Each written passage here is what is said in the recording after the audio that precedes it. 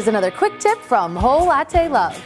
A delicious latte or a cappuccino starts, of course, with a good espresso, but what sets the incredible apart from the ordinary is the quality of the milk froth.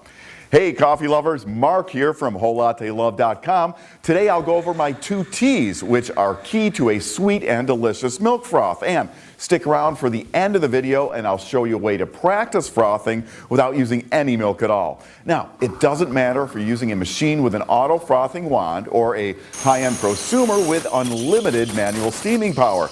Just focus on my 2 T's, which are tip position and temperature. I'll get to those in a moment, but first some prerequisites. Make sure your machine is clean and ready to steam. For auto frothing wands like this one, milk residue can clog internal components or block air intake holes, a very common cause of poor frothing performance. So take your wand apart, clean it up, and pay special attention to the air intake holes. When you reassemble, be sure all components are put together properly and fully seated. Next, know how your machine indicates it's ready to steam. On low-cost entry-level machines with a single boiler, you typically flip a switch and wait while the machine gets up to steaming temperature. And then a light comes on indicating it's ready. On higher-end machines with heat exchange or dual boilers, steam is usually always available after the machine is warmed up. For those newer to steaming, we suggest starting with a 12-ounce pitcher and fill with cold milk to just below the start of the spout. Now, cold milk takes air better and makes frothing easier. Before steaming, open the valve to purge any residual water from the wand. You don't want that extra water in your milk.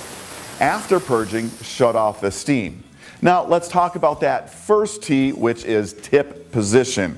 For both auto frothing and manual wands with the steam off, position the tip of the wand slightly below the surface of the milk and turn the steam back on.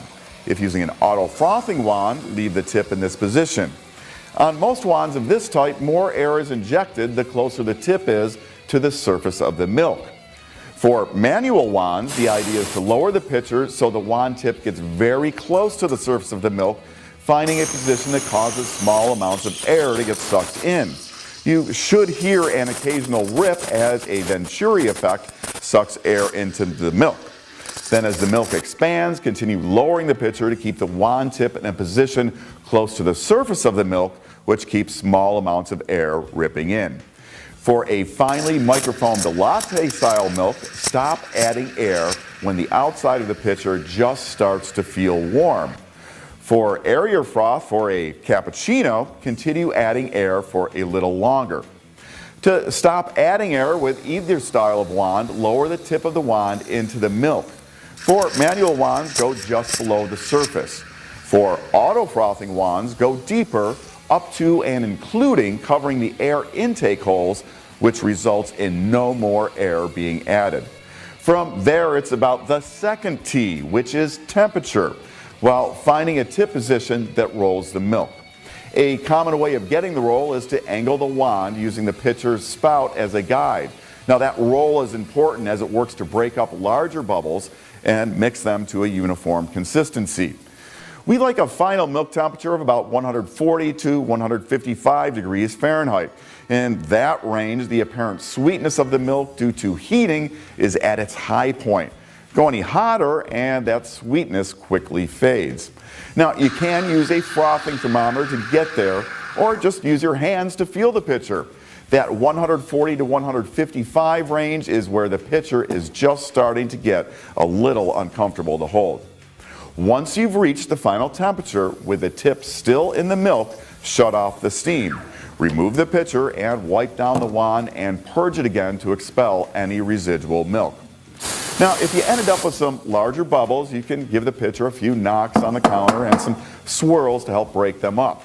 After that, you're ready to pour. Now, keep in mind that while auto frothing wands are easy to use, they generally cannot produce the finely textured microfoam required for pouring latte art.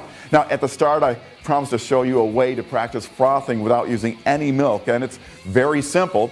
Just add a few drops of dish soap to water in your pitcher and froth away.